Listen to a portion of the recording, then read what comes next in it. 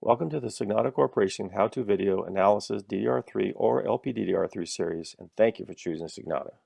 This video is the LPDDR3 parameters and analysis video.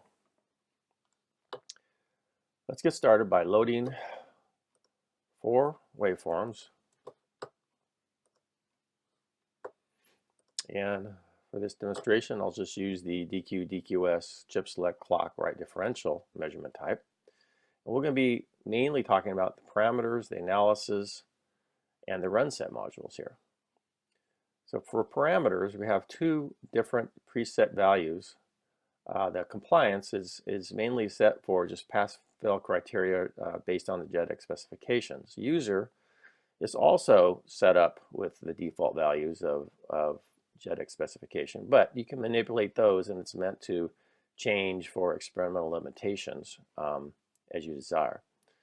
So let's open up compliance, and you notice that we have description, settings, and range. And for VDDQ, I purposely set this out of range at 1.55 for the waveforms that I have selected already. So that is on purpose there. Down here with the signal names, if these signal names aren't correct, you can change them by right-clicking and changing to one of the other signal names. So that's how that works. So let's close this now. And you can see there's a red X, meaning that at least one of the parameters is out of range. So if I open it again and change this,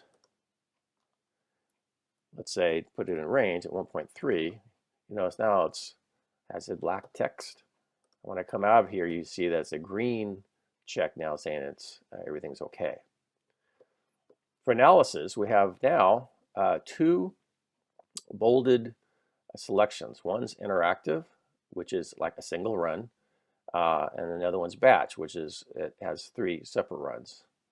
For interactive, if I select run now, you'll see it will run.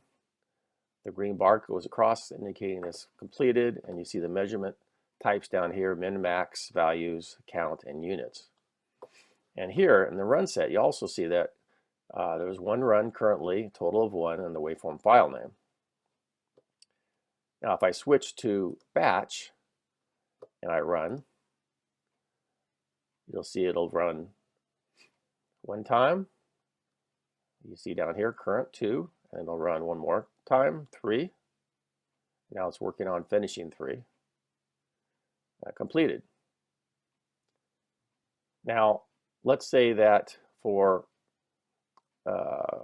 experimental reasons, or maybe you see something wrong in the selective view display, you want to go back 1 run. You go reverse, and you see this goes back to number 2, and now you can go into your analysis over here if you want to. If you want to go back again, it'll go back to 3, and you can go back to where you were. Well, let's say you want to run it again. So you go 1, and you go, oh, I see something. So you abort it with the X. Abort, okay? Then you stop it, but then you can continue it and run it.